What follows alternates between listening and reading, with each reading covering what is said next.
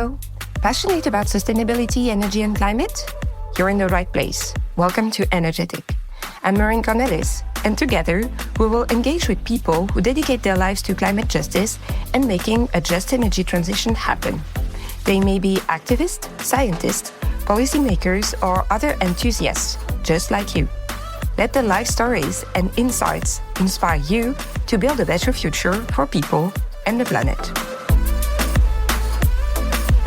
Today, we are going to meet Shana Gallagher, the Dynamic Net Zero Engagement Manager at the prestigious British Standards Institution, BSI. With Shana, passion meets purpose in the fight against climate change.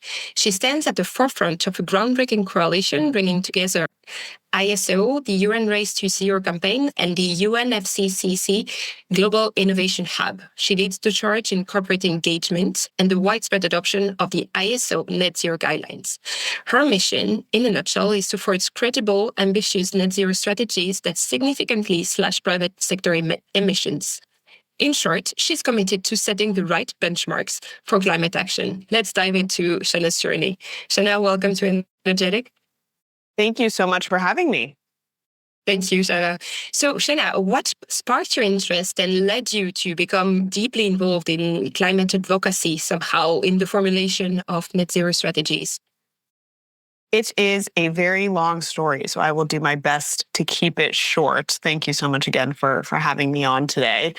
I was very fortunate, as so many people who are deeply passionate about the climate crisis are, to grow up in places and environments where I was able to spend a lot of time outdoors and in nature, and specifically by the ocean. And I was a big swimmer growing up and had a lot of love for marine life. And when I was 9 years old at a birthday party on the beach, I have a very vivid memory of looking out at the sunlight glistening on the waves and admiring how beautiful the view was, only to realize after several minutes that what I was really seeing was thousands of dead fish floating to the surface and reflecting the sunlight, not just the sunlight glistening off of the waves.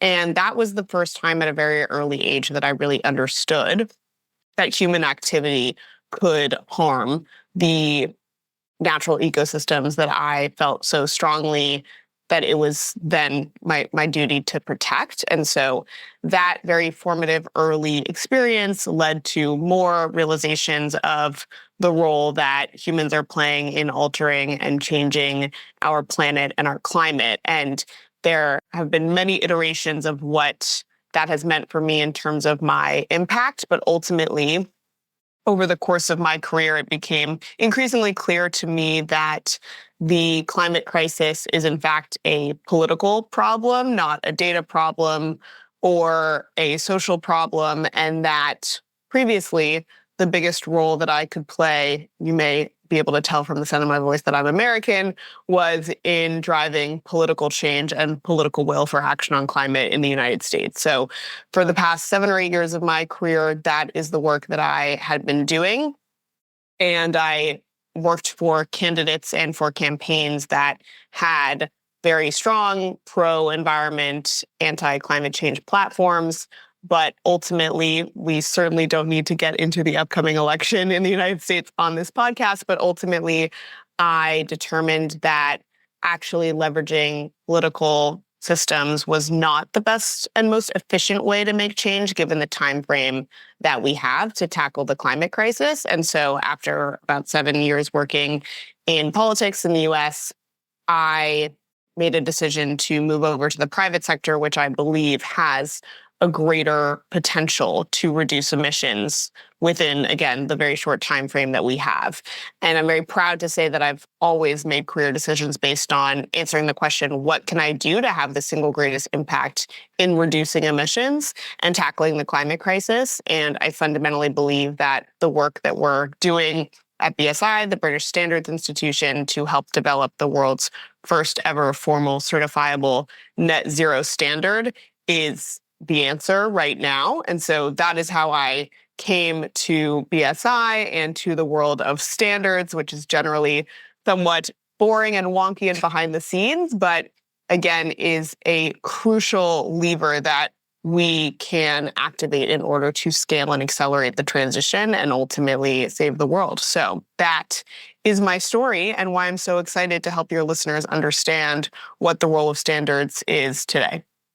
That's incredible. And I mean, I don't think that we ever had such a compelling story to start with. So thank you so much, Shana. And I must say that I totally relate with the love for water and for marine animals as well.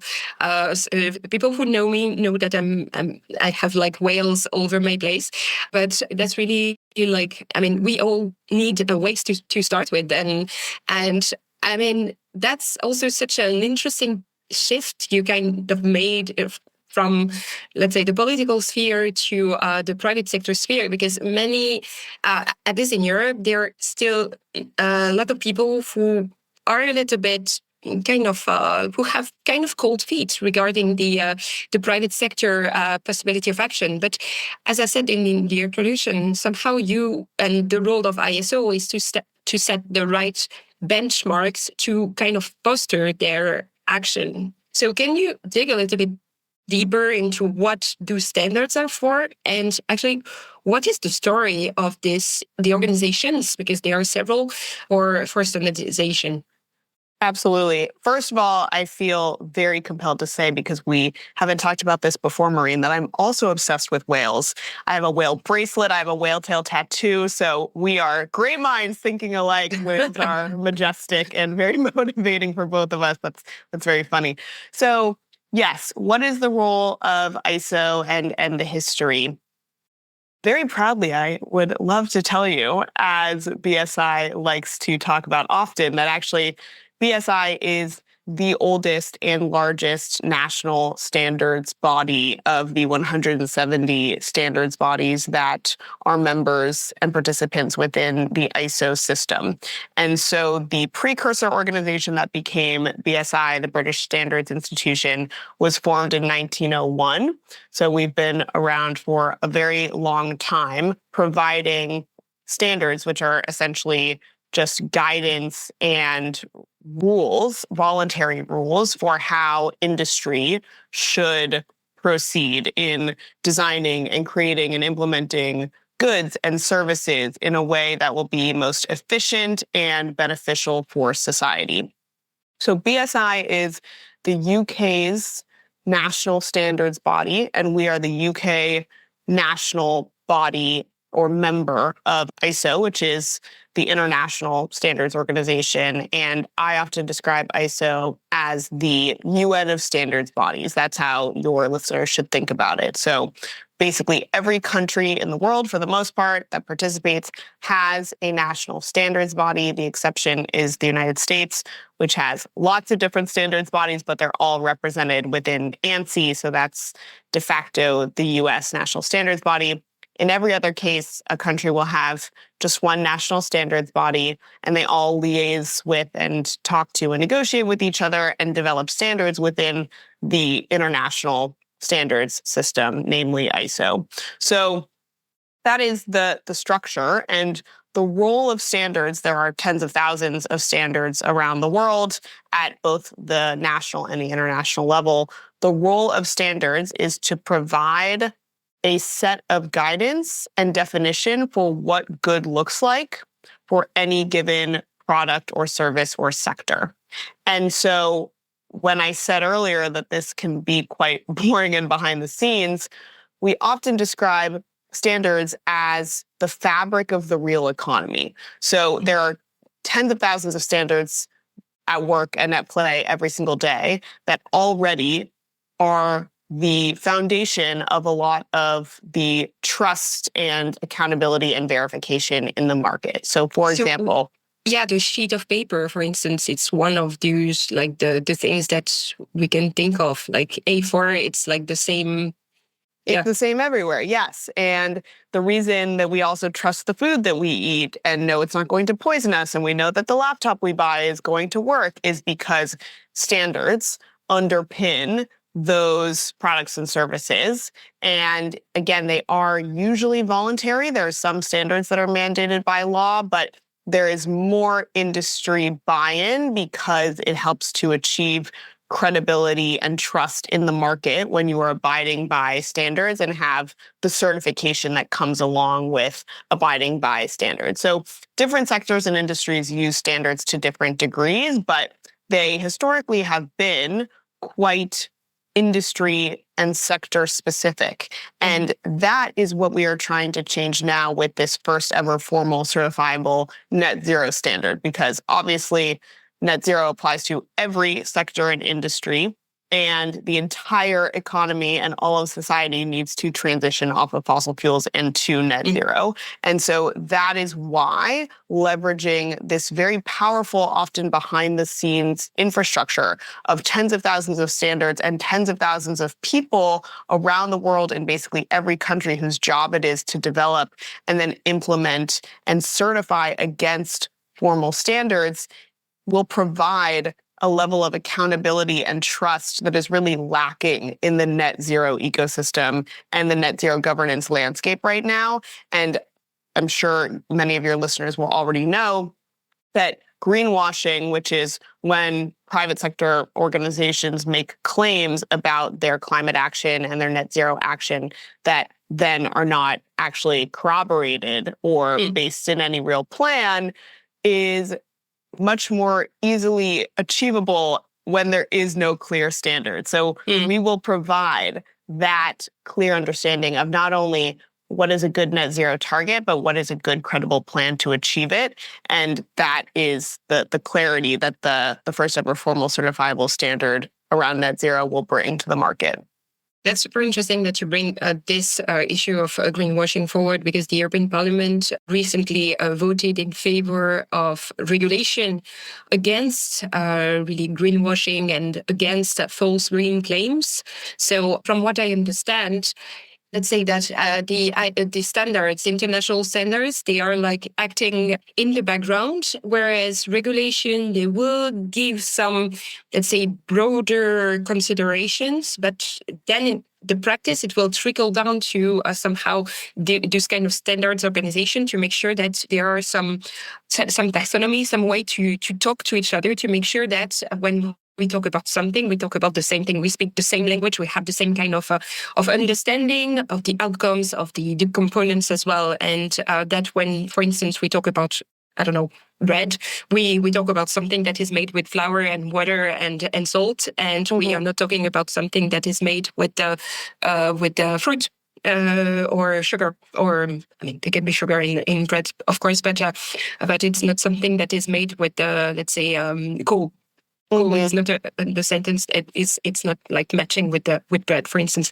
I mean, I think it's also something that we kind of tend to forget when we focus a lot on regulation, that many things are actually already happening and that you complement each other. Like the standards are complementing regulation somehow. Yes. And I would love to just use that example as a segue to talk about the three primary differences between formal certifiable standards. So those are the standards that are created within the ISO or the BSI system, and more voluntary, the word standards is often used, but frameworks or initiatives.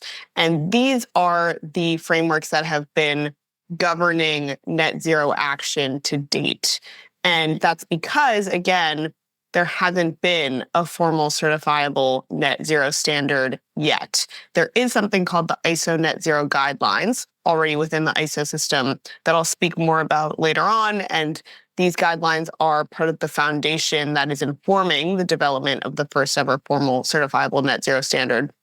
But historically, for the past 5 or 10 years of the climate economy really taking shape, the organizations and frameworks that have been governing net zero action have been primarily led by nonprofit voluntary organizations. And that is wonderful and important because they've mobilized the private sector.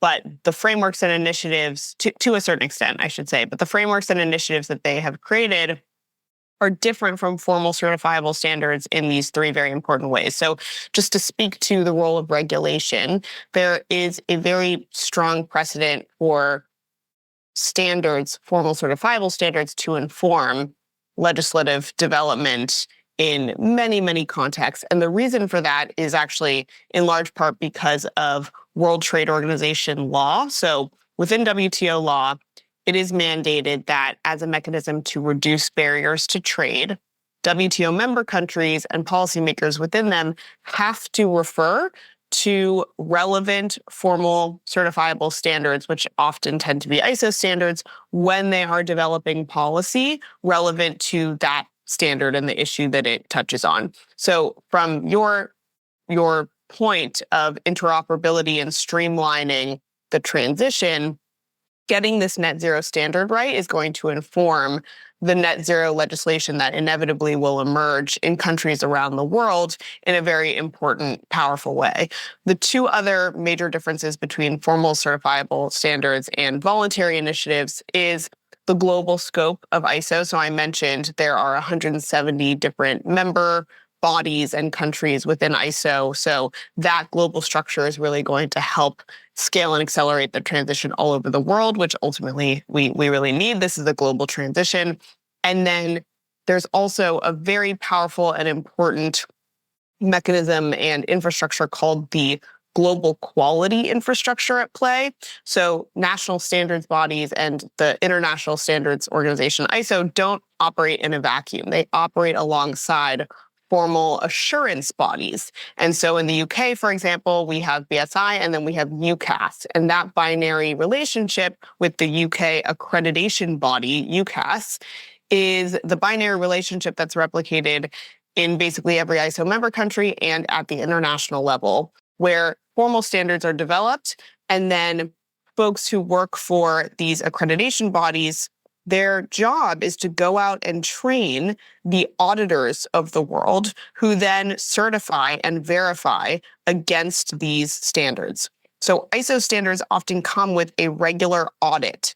And again, that accountability mechanism is something that is really lacking from the net zero governance landscape right now, because the voluntary initiatives and the nonprofit organizations that I mentioned who've done a wonderful job mobilizing the private sector initially to take on the climate crisis do not have the resources or the capacity to be the global governance mechanism for a global transition. And at the same time, the global quality infrastructure is designed to do exactly that, to provide trust and verification in the market. And so when we can scale and converge and harmonize the really wonderful work that voluntary initiatives like the Science-Based Target Initiative and the Greenhouse Gas Protocol and even ISSB have done to generate these voluntary frameworks for defining various aspects of good net zero action. And we can formalize that within a standard, which will be the first ever formal certifiable standard. It is going to help scale and accelerate the excellent work that they have started in a way that will provide that accountability and verification that is really lacking right now. And ultimately, that is what it will take to ensure that the transition is happening quickly and credibly, such that we can avoid catastrophic climate change and maintain warming to well below 2 degrees. Wow, that's really so interesting because indeed, when you see like the, let's say, nonprofit NGO world, they often lack the capacity for enforcement. And it's also something that is always pointed out whenever there is a good like regulation coming out, that you have like this enforcement issue, and many countries they don't have enough capacity to go and knock the door of every business and ask if they are actually doing what they should be doing. So I mean, I wouldn't expect like the quality standards to apply to mom and pop shop, but somehow they do, because they are in direct contact with other organizations who actually have to do it. So it's really part of an ecosystem that you can, if I understand correctly, it makes really everything a little bit more smooth and reliable, and that actually fosters trust as a consumer, as an end user, but also as a citizen. Yes, exactly. And that is part of what we'll get, hopefully, in terms of consumer understanding of net zero and who is taking credible net zero action. Again, when you are abiding by formal certifiable standards, that means you're certified against them. That means you quite literally get, a certificate or an icon or a label that demonstrates your alignment with ISO standards, with BSI standards, any number of formal standards. And that is something that consumers can then look for. And this certifiability, this checking of the box is something that private sector organizations are really hungering for, because one of the problems that is leading to an action on the climate crisis is that because the net zero governance landscape is so fragmented and confusing right now, it's often called the alphabet soup of ESG frameworks and initiatives. It's very easy to criticize, and it's much harder to celebrate. And so I should make it very clear to your listeners, greenwashing it often happens on accident. It's not always sinister or with malintent that private sector or any organization are saying, let's hoodwink the public and we're going to continue to produce and emit greenhouse gases, but we'll tell everyone we're doing a phenomenal job.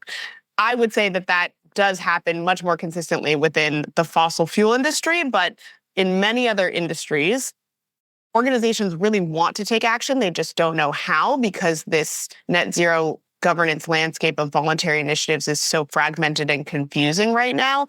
And so this fear of greenwashing accusations has actually led to something called green hushing, where organizations are basically not doing anything because they don't want to be criticized, or if they are doing something, they're quite quiet and behind the scenes about it. So what this means is, if we can get a net zero standard right that is holistic and credible and includes all of the necessary components of a credible, effective, high-impact net zero journey that will actually reduce emissions and facilitate a just transition, then having a check-the-box exercise is a good thing. The market needs to have a mechanism to understand very clearly and consistently who's doing a good job and who isn't.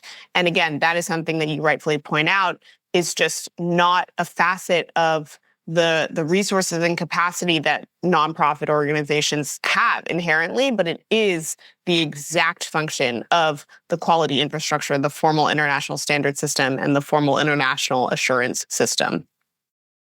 So somehow you act as the sheriff who will just say here or there is something that is not working. And I would assume that you also work with consumer organizations, consumer agencies, national consumer agencies to kind of work on improvement, because I would suppose that those standards, they need continuous improvement as the world evolves. And if I'm correct, I read somewhere that you were, like the ISO was planning on reviewing all of its 24,000 standards to align with the Paris Agreement. So that's a huge job.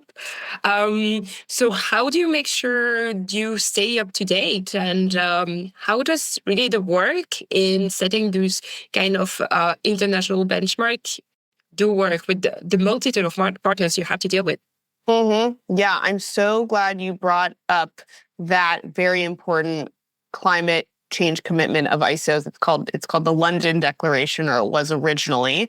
And what's important to keep in mind here in terms of, not just the ISO net zero standard, but changing all of the standards to align with Paris climate science, which is what ISO is committed to, as you pointed out, through this London Declaration, is, once again, if you agree that standards are the fabric of the real economy. Tens of thousands of standards underpin the real economy in basically every geography, in every sector to varying degrees. And you also agree that the entire real economy needs to transition to net zero, which we do in order to protect the one planet that we have. Then you would also agree that not only do we need a net zero standard that will facilitate the transition in a very clear way in terms of the process for organizations to achieving net zero, but we also need every single other standard that already exists to be aligned with the transition. So that is exactly the process that the London Declaration has embarked upon, updating all of ISO standards to be aligned with Paris climate science. And that process, combined with developing the first ever formal certifiable net zero standard, will really help to activate and leverage this system that we've been talking about for the transition and to ensure that the economy can credibly achieve net zero by 2050 or sooner. And so the question you're essentially asking is how does this work? And the role of standards bodies, formal national and international standards bodies, is to once again converge and harmonize best practice. So we, and by we, I mean folks who work for national standards bodies or international standards bodies. There is no one person makes up this system. This is a consensus-based system, but we view our role as converging and harmonizing the best practice that has often already been developed in the market or by nonprofit initiatives in the case of net zero. And so the way that the ISO net zero standard will be developed, for example, is through ISO's Climate Change Committee. And once again, these committees and the entire system, they operate sort of like the UN. So the way ISO standards are developed is that every country that participates has a vote on the relevant ISO committee. So in this case, the ISO Climate Change Committee, which is technically called ISO TC 207. And all of these countries will come together and represent their country interests, but also the industry and issue experts who make up those national standards bodies and those national committees, who are then using best practice that already exists in the market and the needs of their members and their constituents to develop standards. So can you share an example, like something really that you've worked on and that has successfully moved to the next phase? Well, I think the best example is what is happening now with the conversion of the ISO net zero guidelines into the formal certifiable net zero standard that we've been dancing around. So the guidelines are not yet a formal certifiable standard, but they were developed within the ISO system. So again, consensus-based, over 1,200 stakeholders from over 100 countries participated in this 6-month process where you can imagine, if anyone's who's listening has seen videos of the UNFCCC negotiations, for example, these meetings did not happen in person, but you can imagine 1,200 stakeholders on an online platform joining Zoom calls, contributing to, and then deliberating about the components of a credible net zero strategy and what that includes, which ended up informing the ISO net zero guidelines, which are the first deliverable within the ISO framework that not only define net zero, but define a credible path to achieve it, which includes the 7 steps of net zero action. So those are prepare, measure, target, reduce, removals, report, and impact. And now these ISO net zero guidelines, which were published and launched at COP27, are being converted into a net zero standard. And so the way that will work is that, again, ISO's Climate Change Committee, which has representatives from all of the member countries in it, will meet on a regular basis to convert the guidelines into a formal certifiable standard. And the other organizations or stakeholders that can participate in that process are international nonprofit organizations, which are joining ISO's Climate Change Committee in order to help ensure that the ultimate standard has the expertise and perspective that they have spent the past many years developing and honing. So, for example, a lot of the voluntary initiatives that I mentioned, the Greenhouse Gas Protocol, for example, CDP, the Carbon Disclosure Project, have joined ISO's Climate Change Committee as what is called liaison organizations in order to ensure that the best practice that they've developed is embedded in the ultimate net zero standard. So once again, the role of standards is not to recreate the wheel. It's not to place any additional burden on organizations or private sector actors. It's to converge and harmonize the fragmented and often disparate landscape of voluntary frameworks in one place so that it's very clear for industry and for organizations what having a credible net zero strategy looks like. When you were talking, I had in mind the direttore d'orchestra, the chef d'orchestre, the person who guides an orchestra, like the conductor. I think you say that in English. Yes, yeah, the conductor for the various instruments to actually play the same melody, and that sounds very much like that. And exactly. I was at COP in Dubai, and I found it really pretty fascinating, but also totally overwhelming, the quantity of people who are attending. And I must say that I totally admire the capacity of organizing a potential chaos, also because I would imagine that you need a lot of translators and interpreters to make sure that everybody speaks the same language and agrees on certain rules. And how does the decision making work at the end of the day? And because that's such a, I mean, I'm discovering along with the listeners, I think. So how does that harmonization, how does that, let's say, construction of the melody, how does it work in practice? Yes, no, absolutely. That's a really good metaphor. Thank you for raising it. And it can get messy. I'm sure you can imagine the process with those 1,200 stakeholders that I mentioned for developing the ISO net zero guidelines. Tears were shed a non-zero number of times by frustrated people trying to agree and find alignment. But ultimately, again, that is the real value of the ISO system and why standards are so trusted. It's because they are consensus-based. So unlike the UN, where agreements need to be unanimously agreed upon, ISO standards need 80% agreement in order to, be formalized and finalized. So the way it works is that every member country has a vote, and the vote happens, and 80% agreement will allow the standard to be formally adopted and finalized, and therefore the market to start using it.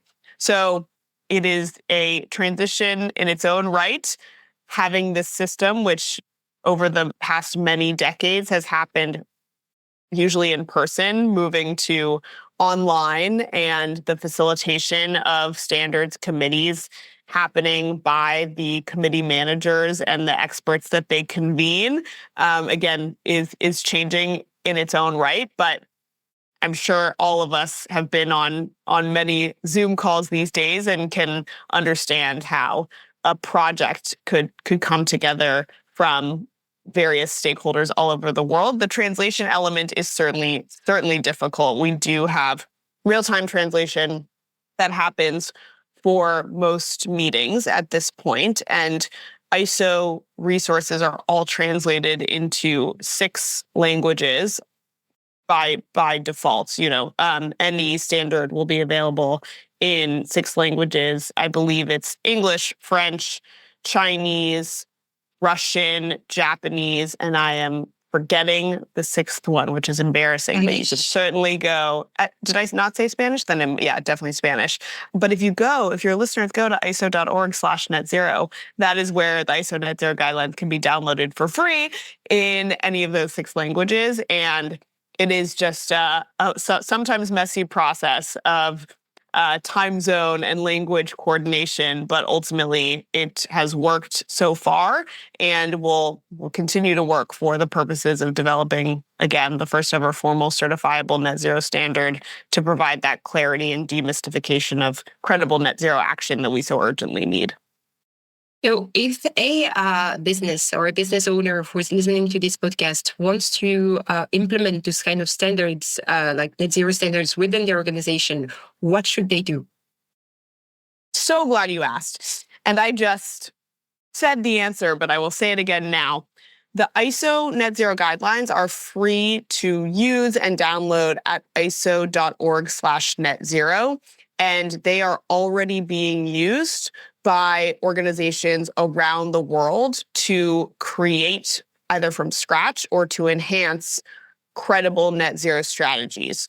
And that is my job at BSI. I work with companies that want to use the guidelines to create and enhance and develop their own net zero journey in line with global best practice.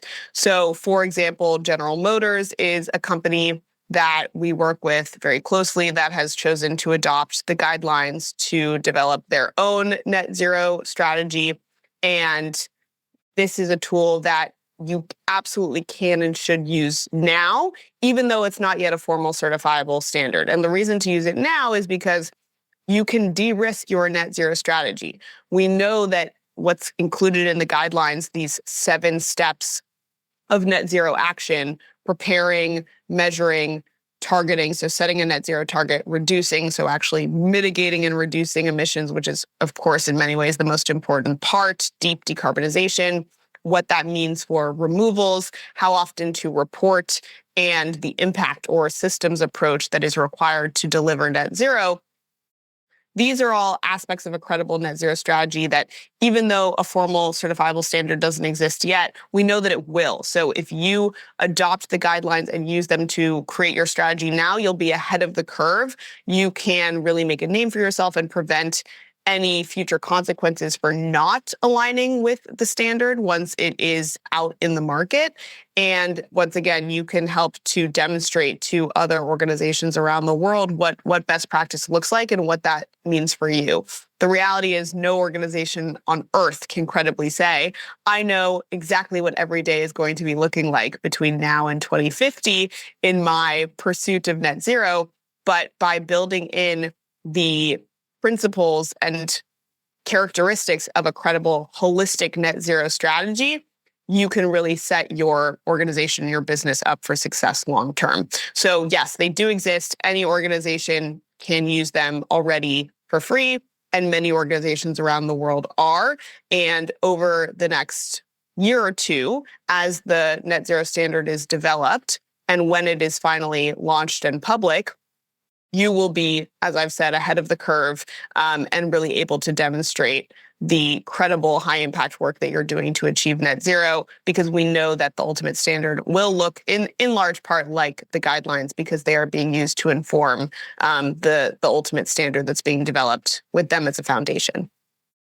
And what would you reply to a business which doesn't really want to set up those kind of standards? I mean, if you had like the possibility to say whatever you want to this kind of business, what would you tell them?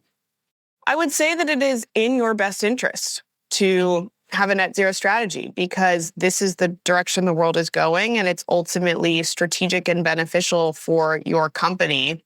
You may have heard, some of your listeners may have heard the term adapt or die, right? Survival of the fittest. In other words, we know that the world is changing, the economy is transitioning. And so if you don't want to be left behind, then you'll have to transition. And in order to be relevant in the future economy and a future society, having a credible net zero strategy is going to be imperative. It's not an option whether or not you want to do that. It's a must do. And so fortunately, there are tools like the ISO Net Zero Guidelines that demystify what a credible net zero journey can and should look like, that are available before you will be penalized by the market and by consumers for not abiding by it, which is going to increasingly happen once, again, this tool becomes a formal certifiable standard. So I would say it is in your best interest. It is strategic. Ultimately, it will make your business more sustainable and more profitable if you prioritize this sooner rather than later.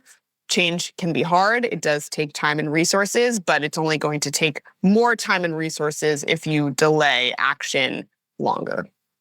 And that's a very nice way to look back to the elections in the US, because somehow, I've listened to many podcasts and read a lot of articles saying that whatever happens, the companies are trying to get ahead, and they are really respecting this kind of standards. And that makes me personally very hopeful that, you said that at the beginning that there is so much like, let's say, the political processes can be so heavy and lengthy, etc. But at the same time, you have private actors that are stepping in and they just realize that it's better for them. It's better to be more sustainable. It's better for their employees. It's probably better for at the level of the company culture and to really keep on attracting talents and so on. But it's also best, of course, as a consumer to know that the companies are moving in a certain direction and that somehow sustainability is becoming the norm.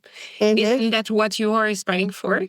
No, absolutely. And it's a really good way to also bring up another piece of recent legislation or policy that is very relevant to this conversation, which is the SEC ruling that just came out in the US that mandates disclosure of emissions and climate action plans. And the impetus for this mandate and the reason that it's happening within the SEC, the Securities and Exchange Commission, is because it's important information for investors to have. This is the clarity and the information that the market is really grappling with and that investors and consumers will need in order to be well-informed and effective in the market long term. And that's the good news about the election is that no matter what happens, the economy can be a more rational actor and should always be arguably a more rational actor than voters and then political parties which are still denying climate science. And let me just take this opportunity as an American to say, America, unfortunately, despite its global power and authority position, is the only country on earth where a major political party doubts or denies climate science. And that is absolutely insane. And we should all be outraged and completely condemn that is a stance that is acceptable to have. Very unfortunately, that is the case. And so the outcome of the election will be very consequential for the global transition to net zero and action on climate. But again, the good news is this climate science is not in doubt in any other country, really, in a meaningful way. And the economy and investors increasingly understand that this is an inevitable transition. And when you, again, consider that standards are the fabric of the real economy and they are all being updated to align with climate science, then the economy is going to transition. So it's really just a question of can we do these updates? Can we develop this standard? Can we make these changes fast enough? And once again, I will just use this as a call to action for business owners and organizations that are listening right now. The ISO Net Zero guidelines already exist. You can already use tools and frameworks out there that are available for free to create your net zero strategy in a credible, holistic way.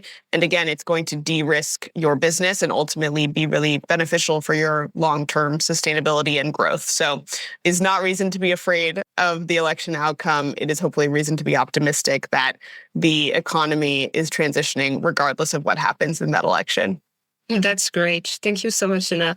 I mean, it's also a moment for me to just say that the upcoming episodes will dig a little bit deeper into the practicalities of this kind of tools, the certifications, because we're going to get in the next episode, we're going to get into sustainable clothing. So it's going to be, I never touched upon clothing before. So it's going to be like interesting to see how that applies, how those kind of choices, the choice you make on an everyday basis can have an impact, and what is the journey of the corporations that decide to embark on this journey. And the following will be really on like sustainable finance, but from the energy community point of view. So we are really getting through Energ'Ethic, we are getting into this kind of conversations, and I'm really, really, really excited that we had this. I'm really grateful we had this conversation today because I learned so much, and now I want to learn more, and I want to see how this kind of platforms do work in practice. So thank you so much, Shana. Thank you again for having me. I really like to say that standards are the most powerful tool that you've never heard of to scale and accelerate the transition. So I'm really grateful for the opportunity to help your listeners learn more about it. And once again, would encourage folks to go to iso.org/netzero to see the ISO Net Zero guidelines for yourself and to start taking action today. Yeah, and if they have any further question, they can, you're of course on LinkedIn, so they should. I am very much on LinkedIn. Yes, Shana Gallagher, please connect with me. I welcome your DMs. Especially if you're interested in sea and whales. We love whales here. We love whales, exactly. Preferably humpbacks, but I don't discriminate. Any subspecies will do. Thank you for tuning in to another episode of Energ'Ethic. It's been a pleasure diving deep into the world of sustainability and the just energy transition with some of the most forward-thinking mouths out there. I'm Marine Cornelis, your host from policy consultancy Next Energy Consumer, and it's been an incredible journey growing this podcast together with you, our knowledgeable and passionate listeners. Since 2021, we've shared countless stories, insights, and ideas over more than 40 episodes, and it's all thanks to your support and enthusiasm. If you enjoyed our journey so far and want to help us keep the conversation going, why not support us on Patreon? Every bit helps us bring more inspiring content your way. Check out the show notes for the link. And hey, if you're a part of an organization that shares our passion for a sustainable and inclusive energy future, we're excited to explore sponsorship opportunities with you. It's a fantastic way to connect with a dedicated audience and make an even bigger impact together. Shout out to the fantastic Igor Mikhailovich from Podcast Media Factory for his incredible sound design work, making every episode a joy to listen to. If you haven't already, make sure to subscribe to Energ'Ethic on your favorite podcast platform. And if you think a friend or a colleague could benefit from our episode, we'd love for you to spread the word. It helps us grow and keep the energy transition conversation alive. Sharing is caring. Follow us on Twitter and LinkedIn to stay engaged and update on all things Energ'Ethic. Thanks once again for lending your ears. Until next time.